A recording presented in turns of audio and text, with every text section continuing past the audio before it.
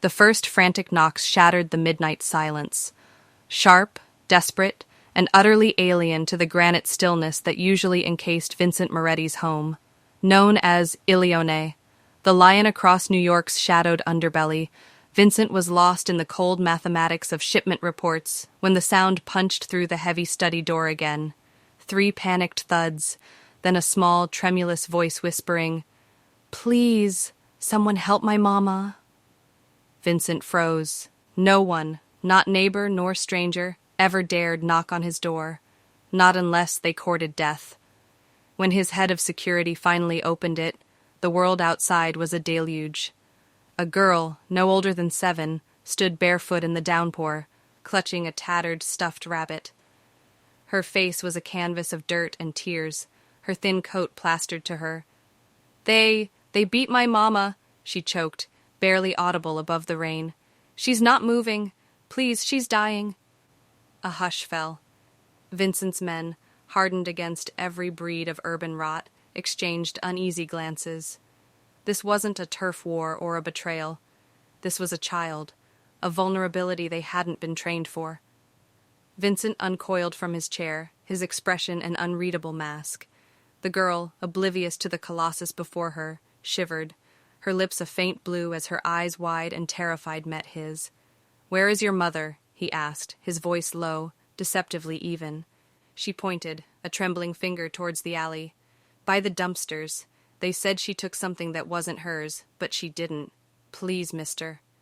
That single raw mister sliced through Vincent's habitual detachment, stripping away the fear he so often elicited, leaving only a desperate, unvarnished hope. He snatched his coat, ignoring the baffled looks of his guards.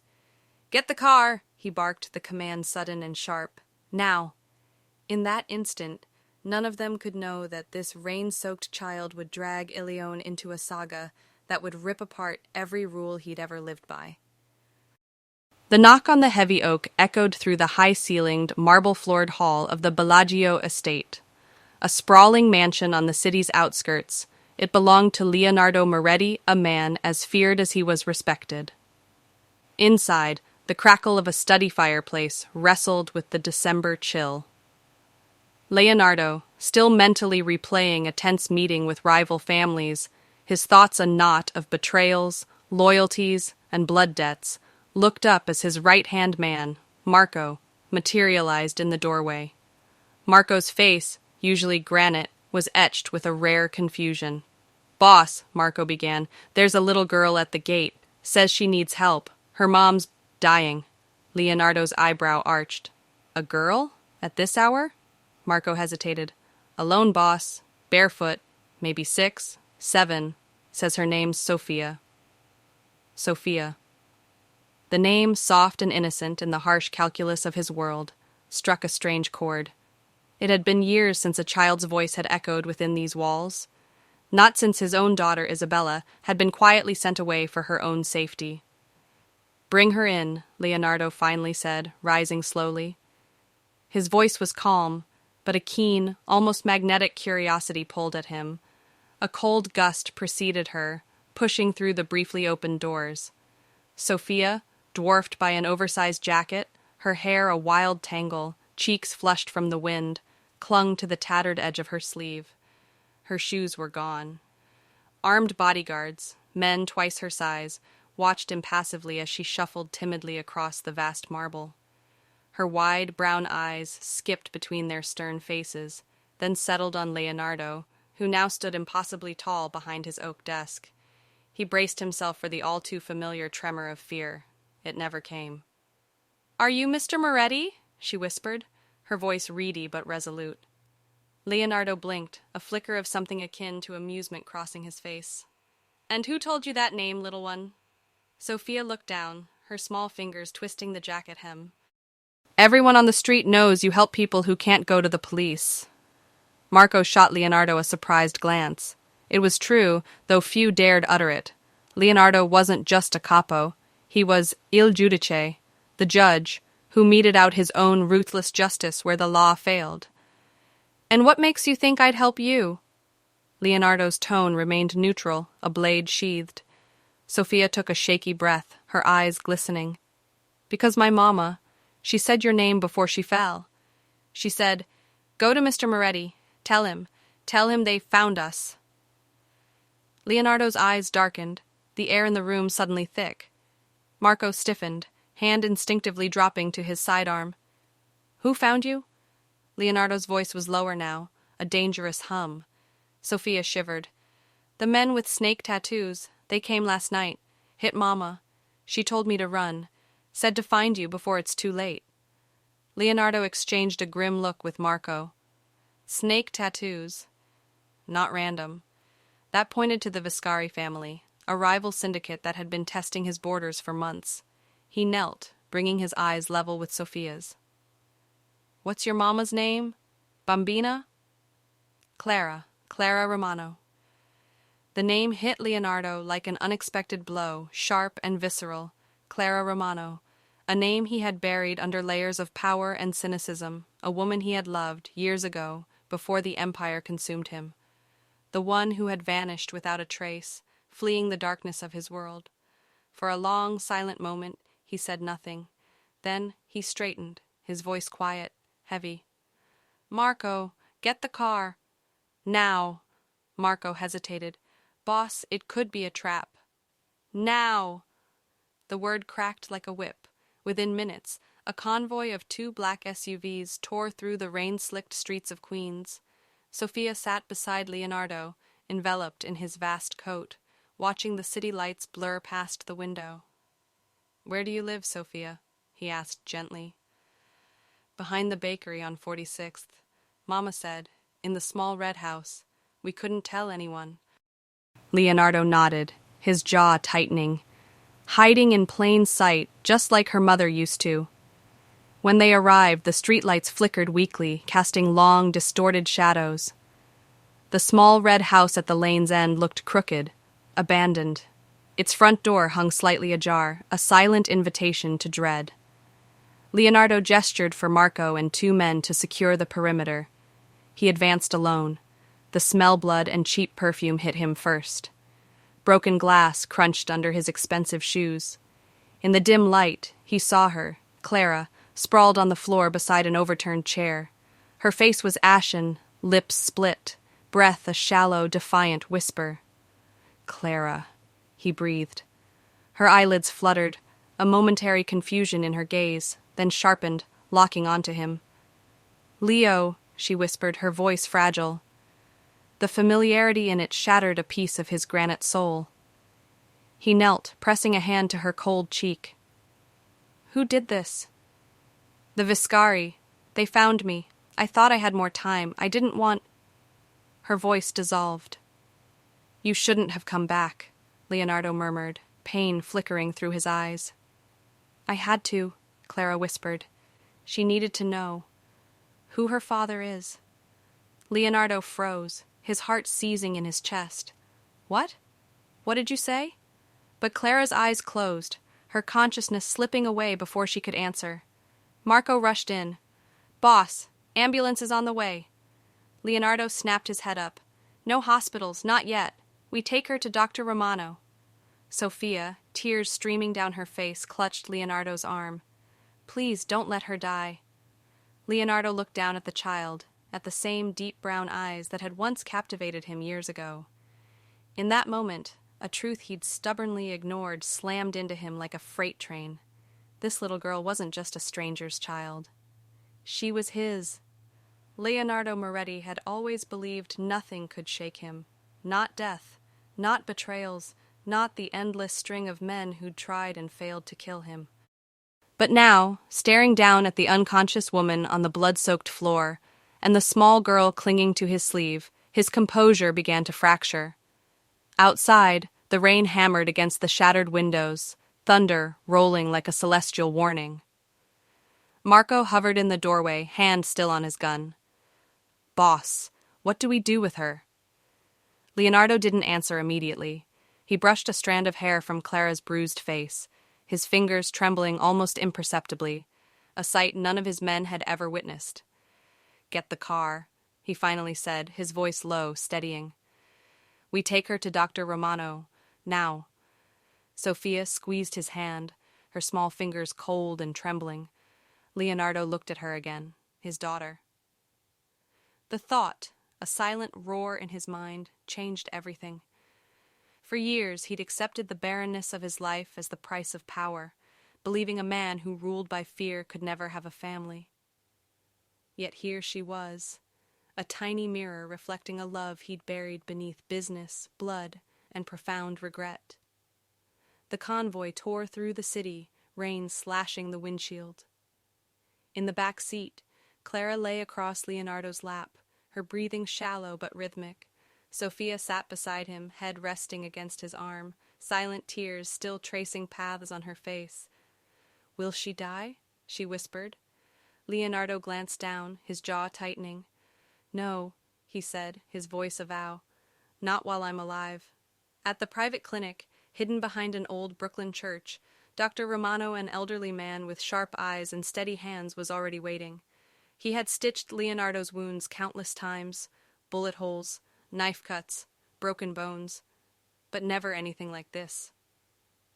"She's lost a lot of blood," Romano murmured as they wheeled Clara inside. "I'll do what I can." Leonardo stood in the doorway, soaked, his dark suit clinging to his frame.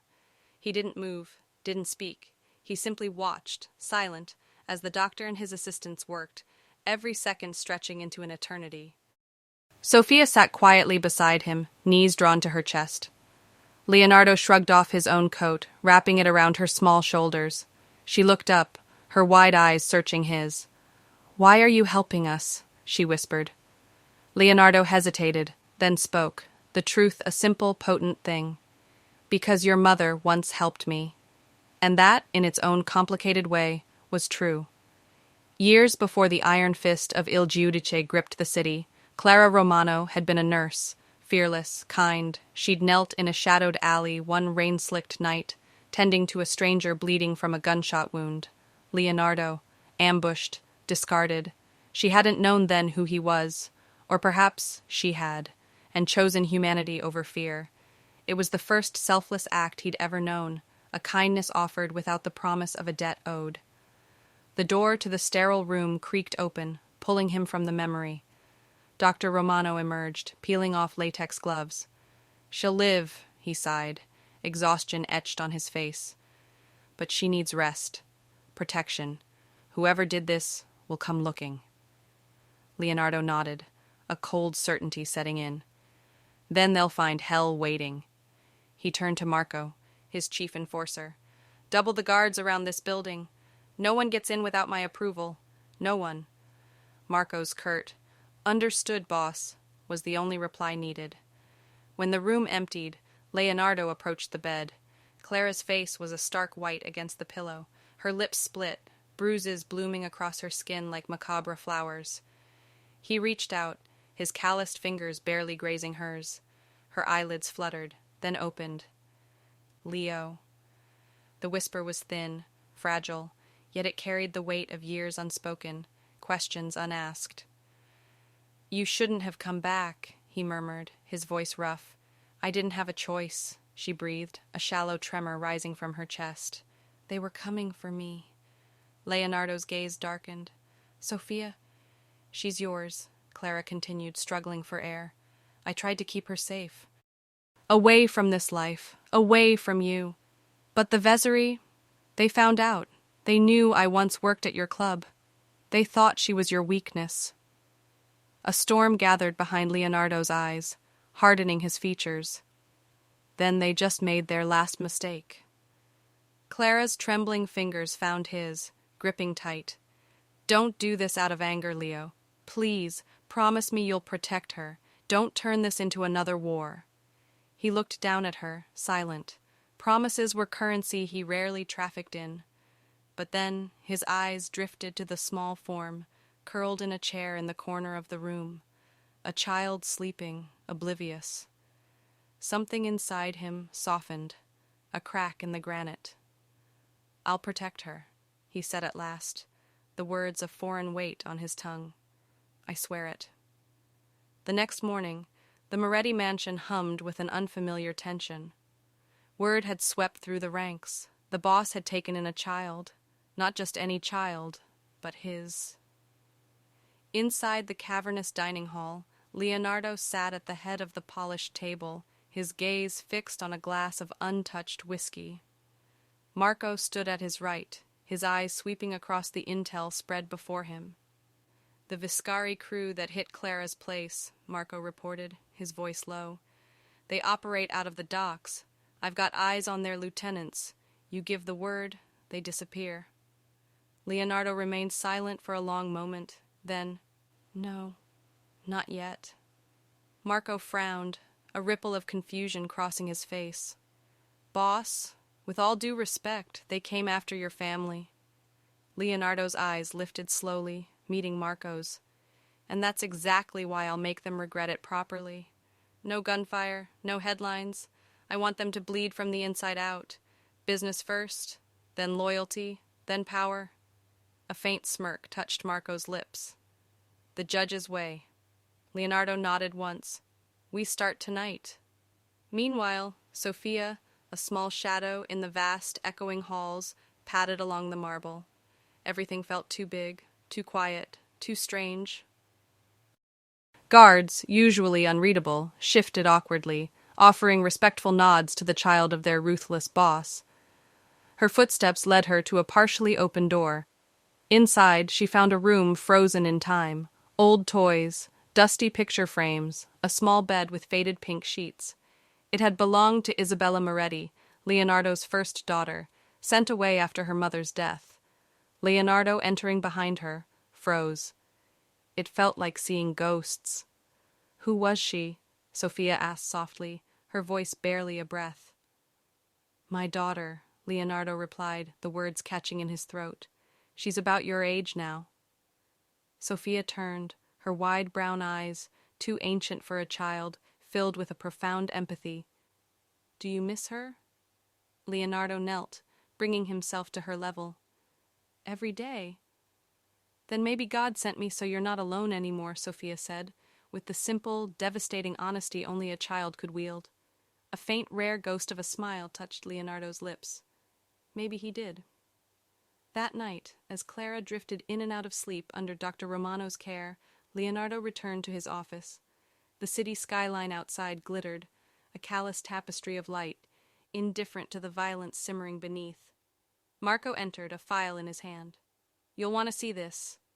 Surveillance photos lay within. Viscari lieutenants, the docks, illicit shipments, coded messages. But one image made Leonardo's blood run cold. A man, shaking hands with Raphael Key, one of Viscari's captains. The man was Victor Rossi, Leonardo's own lieutenant. Betrayal. Leonardo's grip tightened on the photograph until it crumpled. "How long has he been feeding them?" "A few months, maybe longer. Looks like he gave them Clara's address." The room fell silent, save for the faint, rhythmic tick of an old clock. "Find him," Leonardo said, his voice dangerously soft. "Bring him here alive." An hour later, Victor was dragged into the study, a bloody, beaten mess, yet a smirk still played on his battered face. "Boss," he rasped, "I was just—" Leonardo's fist silenced him, bone striking bone. "You betrayed me," Leonardo stated, his voice a low, terrifying hum. "You sold out a woman and a child to my enemies." Victor spat blood on the floor. "She wasn't just any woman, was she? She was your—" Another punch. "Do you know what happens to men who touch my family?" Leonardo asked, his eyes glacial. Victor chuckled weakly, a wet, rattling sound. "Family? You think you're a father now? You're a killer in a suit. That girl's better off without you." Leonardo stared at him, not with rage, but something colder, more absolute. "You're right," he said softly, almost kindly. "But that girl will never feel what you just said." He turned to Marco. "Make him disappear." Quietly. As Marco dragged Victor away, Leonardo stood by the window once more. Outside, lightning flashed, illuminating the city in stark, fleeting moments. For the first time in years, he felt something deeper than vengeance. Fear. Not for himself, but for Sophia and Clara. Days bled into weeks. Clara slowly recovered, Leonardo a constant, silent presence. He'd read reports, take calls, or simply watch Sophia draw in her coloring book. "Why are you still here?" she asked one morning, her voice thin. He looked up. "Because the people who hurt you aren't done yet." Clara shook her head. "You don't have to do this. You don't owe me anything." He leaned forward, his gaze steady, intense. "I owe you everything. You saved my life once, and you gave me another without even telling me." Her eyes softened, a faint sadness blooming. "You were dangerous, Leo. I couldn't raise her in that world." "And yet the world found you anyway," he replied quietly. Clara sighed. "What happens now?" Leonardo stood, adjusting his jacket, his movements fluid, deliberate. "Now I finish what they started." That night, the docks were a silent, rain-slicked canvas for retribution. Leonardo met his men, a force of focused, deadly intent. The storm had returned, its driving rain a shroud for their movements. The Viscari warehouse loomed ahead, a few lights flickering, the sounds of laughter echoing from within. Men oblivious that Il Giudice had arrived. "Leave no one breathing," Leonardo ordered. What followed was swift, merciless, a storm of unleashed violence that left the docks silent by the time the thunder finally receded. Leonardo stood amidst the wreckage, rain washing the blood from his hands, mingling with the tears of the heavens. For years, nights like this had defined him. But now, staring out at the dark, turbulent water, his thoughts were not of power, but of the little girl asleep in his house. The one who still believed he was a hero. He wasn't sure he deserved that. He returned home just before dawn. Sophia was asleep on the couch, clutching one of his old ties like a comfort blanket. Clara was awake, a silent sentinel nearby. "You went after them," she said softly, stating more than asking. Leonardo didn't deny it. "It's done." Clara studied him, her gaze piercing. "You can't kill your way out of the past, Leo." "Maybe not," he conceded, "but I can make sure it never touches her again." He turned to leave, but Clara's whisper stopped him. "She has your eyes." Leonardo looked back, and for the first time in an age, there was no anger, no pride in his expression. Only raw truth. "I know," he said quietly, "and that's why I can't fail her." The night held a quiet that was too deep, too fragile for Leonardo Moretti's world. Clara and Sophia had been moved to the safe house, a secluded villa outside the city, nestled behind vineyards, guarded by high iron gates. Leonardo had doubled the guards, installed cameras, even slept on the couch outside their room. But he knew, with a certainty that chilled him, that peace in his life was never permanent. At dawn, the first sign came. Marco's voice, sharp and urgent, cut through the radio. "Boss, we've got movement." Black SUVs, no plates, 6 of them, headed straight for the villa. Leonardo's blood ran cold. "How long?" 5 minutes, maybe less. Leonardo's jaw clenched. "Get every man ready. No one gets past that gate." He turned, his eyes landing on Sophia, who had just appeared in the hallway, rubbing her eyes, clutching a teddy bear almost as big as her. "Leo," she murmured sleepily. That name, spoken in that innocent voice, cracked the steel around his heart. No one had called him that in years, not since Clara. He knelt, brushing the hair from her face. "Go to your mama. Stay in the bedroom. Don't come out until I say." Sophia frowned. "Are the bad men coming again?" Leonardo's throat tightened. "Not this time," he said, his voice a low growl. "This time they picked the wrong house." He kissed her forehead, a gesture he hadn't offered anyone in decades, then stood, his voice sharp as glass. "Marco, positions." Within minutes the villa was a fortress. Rain began to fall again, slowly at first, then a deluge, a storm breaking over the vineyards. Headlights cut through the mist as the black SUVs screeched to a halt just beyond the front gate. From the first car emerged Vincenzo Viscari, the youngest, most violent of the brothers, tall, smirking, reckless. "Leonardo Moretti!" His voice, amplified by the storm, pealed through the night. "You have something that belongs to us." Leonardo stepped onto the balcony, his long black coat whipping in the wind, his men flanking him, rifles glinting in the dim light. "I have nothing that belongs to cowards," he replied, his voice a cold blade. "Leave now, and I'll forget this ever happened." Viscari laughed, spreading his arms wide. "You think you can hide her forever? The girl? She's ours now." The crack of the first gunshot felt like a hammer blow. "Run, Leo," she'd screamed, leaving him with the burning question of a half-forgotten past. Leonardo Moretti's face remained a mask, but his voice, when it came, was a grave note from the earth's core. "You made one mistake, Vincenzo." Vincenzo Viscari merely tilted his head, a cruel amusement playing on his lips. "And what's that, Moretti?" "You hurt my family." Before the final word faded, hell erupted.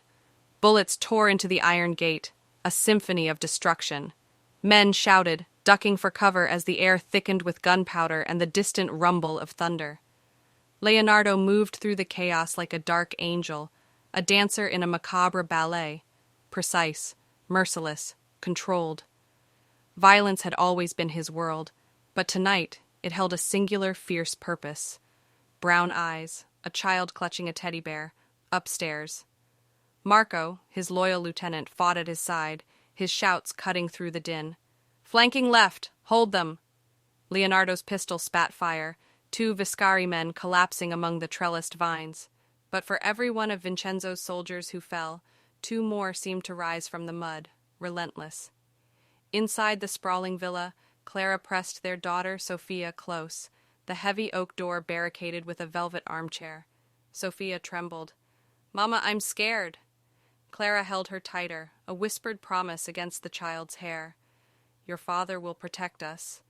The words, spoken aloud for the first time, tasted of a fragile, fierce hope. The battle raged. Leonardo's men were a trained, disciplined force, but Viscari had anticipated everything.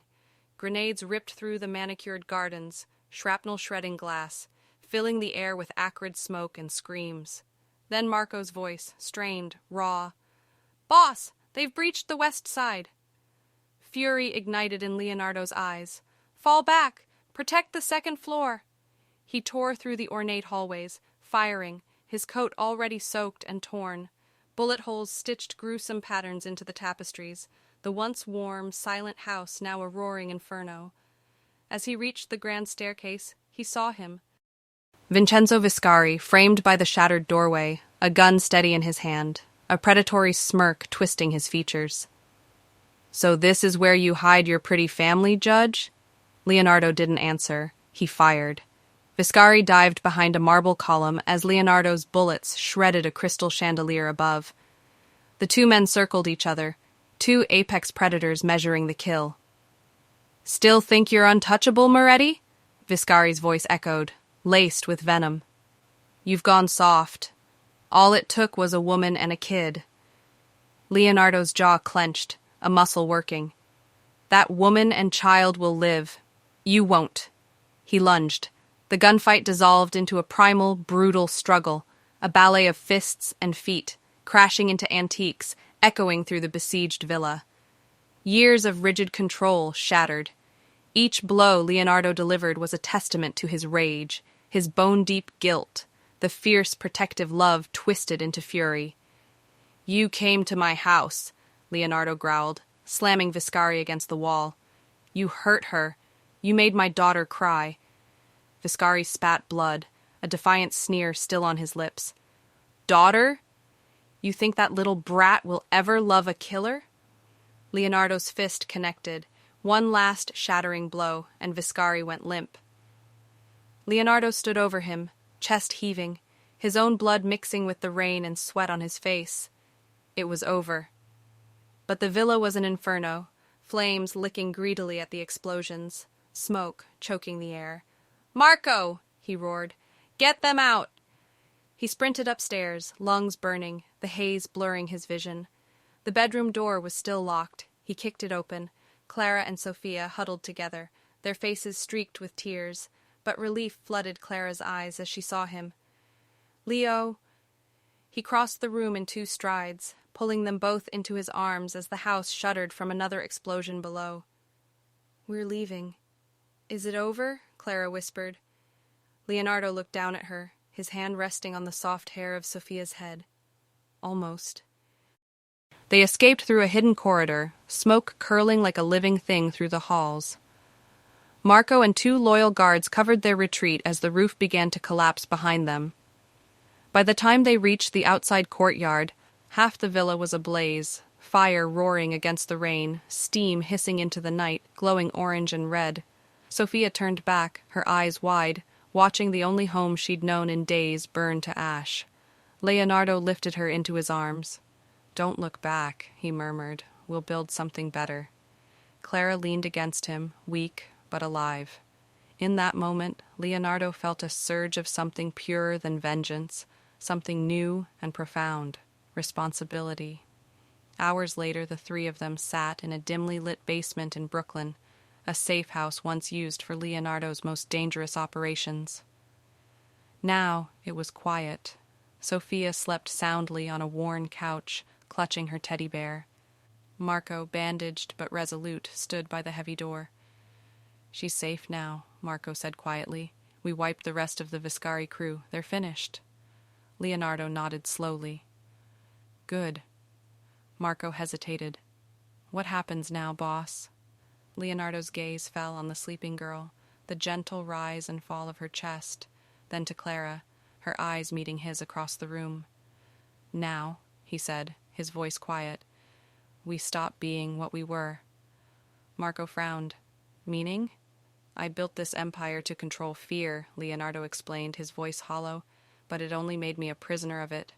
From today, no more blood, no more lies. If I have to burn the Moretti name to protect her, I will."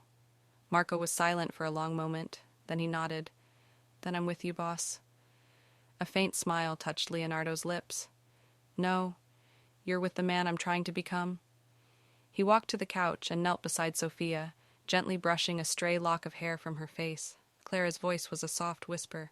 "You really mean it, don't you? You'd walk away from everything?" Leonardo looked at her, and for the first time his eyes weren't cold. "For her, I already have." As dawn broke, a pale, hopeful light crept through the basement window, falling across Sophia's sleeping face. Outside, the city stirred, unaware that one of its most feared men had just chosen a new kind of war. A war fought not with bullets, but with the quiet, defiant courage of redemption. Standing there, watching the woman he loved and the daughter he'd found, Leonardo realized that for the first time in decades, he wasn't just surviving. He was finally living. The night the ambulance took Clara away, a chilling rain fell, mirroring the sudden emptiness inside Leonardo. He stood motionless, his black coat soaked through, his jaw set like stone as he watched the doors close. Inside that vehicle was the only woman who had dared to look at him without fear or greed, but with a profound, unsettling recognition. She had seen something buried deep within him that even he had long forgotten. Humanity. At the hospital, the corridor reeked of antiseptic and the silent desperation of waiting souls. Leonardo sat outside the emergency room for hours. His large hands, once instruments of power and violence, clasped together, trembling with helplessness. Sophia, curled against his side, slept fitfully, her tiny hand gripping his sleeve. Every passing doctor drew his rigid gaze, but none paused. When the surgeon finally approached, Leonardo rose instantly, a formidable presence. "Tell me she'll live," he commanded, his voice a low, dangerous whisper that cut through the sterile silence. The doctor hesitated, a flicker of recognition in his eyes, a name whispered in newspapers, in police reports. "She lost a lot of blood, but she's strong," he finally said, choosing his words carefully. "She needs rest, care, and a reason to fight." Leonardo let out a long, shuddering breath. For the first time in years, something inside him gave way, not in anger, but in a profound, soul-deep relief. He looked down at Sophia, who had stirred, her innocent eyes fixed on his. "See?" he whispered, kneeling. "Your mom is a fighter, just like you." By morning, the underworld buzzed with a chilling new narrative. Leonardo Marino, the judge, had gone silent. The men who had orchestrated the attack on Clara were found within 24 hours, not dead, no, but publicly ruined. Their accounts frozen, businesses stripped bare, their names handed to the authorities with a dossier of evidence so meticulous, no lawyer, no bribe, could save them. Leonardo hadn't lifted a gun or given a bloody order. He had simply made calls. Power, absolute and cold, didn't need violence. Yet he felt no satisfaction, only a hollow ache. He realized, with a quiet shock, that for the first time he had used his influence not to destroy, but to protect. And it felt right.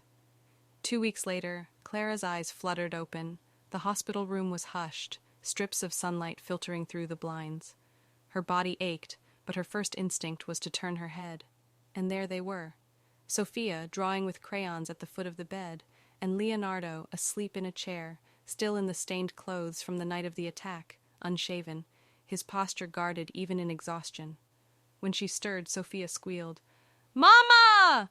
and launched herself into Clara's arms. The noise woke Leonardo instantly. He stood, his composure snapping back like armor falling into place. "You're awake," he said, his voice carefully neutral. Clara's voice was hoarse.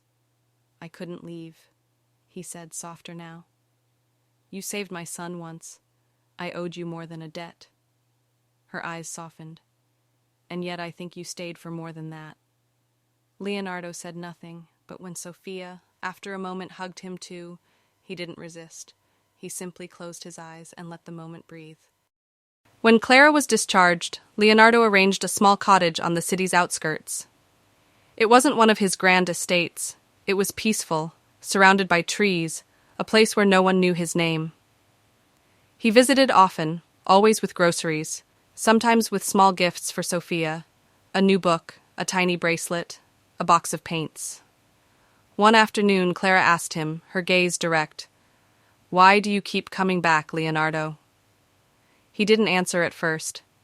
Then he looked at her, his voice quieter than she had ever heard it. "Because you remind me that I can still be someone my son would be proud of." That night, Clara watched him leave, a strange realization dawning. The man she once feared as a monster was slowly, painstakingly, learning how to be human again. Weeks turned into months. One day, as Leonardo helped Sophia with her reading, she looked up, her face earnest. "Are you my papa now?" The question hit harder than any bullet ever could. Leonardo froze, staring at her small, hopeful face. Clara, standing in the doorway, whispered, "Sophia." But Leonardo, a faint smile touching his lips, his voice trembling for the first time in years, said, "I don't know if I deserve that, Piccola, but if you want me to be, I'll try." From that day on, Sophia called him Papa Leo. The world Leonardo had forged didn't surrender him easily. Whispers, sharp as fractured glass, snaked through the city. The judge had softened. Rivals, scenting weakness, began to circle, a hungry glint in their eyes. One rain-slicked night, his loyal lieutenant Marco cornered him. "You can't just walk away, boss." Marco's voice was a low growl. "This life, it doesn't forgive." Leonardo's gaze swept across the glittering, indifferent skyline. "Then I'll make it forgive." Within months, the dismantling began. Businesses were sold, ties severed with surgical precision, investments rerouted into legitimate channels. He wielded his power, not to dominate, but to mend. Orphanages, women's shelters, schools bloomed under anonymous donations. The papers spoke of the Marino Foundation, a benevolent phantom. No one knew the man behind it, but Clara did. A year later, the small cottage hummed with laughter. Sophia, a tiny whirlwind, chased fireflies in the garden while Clara hummed, preparing dinner. Leonardo watched them from the window, a ghost of a smile touching his lips. Scars remained, not the visible kind, but whispers in the quiet corners of his mind, echoes of the man he once was. Clara approached, her touch a soft current as she slipped her hand into his. "You did it," she murmured, her voice barely a breath. "You changed everything." No, he corrected, turning to her, his eyes holding a lifetime of gratitude. You did. I just finally listened. They stood, framed by the dying light of the sunset, two souls who had salvaged a home from the wreckage of violence. Months later, a headline screamed from the newsstands, arresting the city's frantic pulse. Former crime empire collapses as anonymous donor funds massive charity network. In the quiet embrace of a home outside Naples, a little girl carefully placed fresh-picked flowers on the windowsill. "Dinner's ready, Papa Leo," she shouted. And deep within him, the man once known as the judge breathed a silent prayer of thanks. Not to God, but to the woman and child who had redeemed his soul. This is the story of Clara, Sofia, and Leonardo Marino, a woman who opened her door to tragedy and, in doing so, healed a broken empire. Their tale is a potent reminder: kindness isn't exclusive to saints. Sometimes it blossoms in the hearts of those who have sinned, igniting a fierce desire to make things right.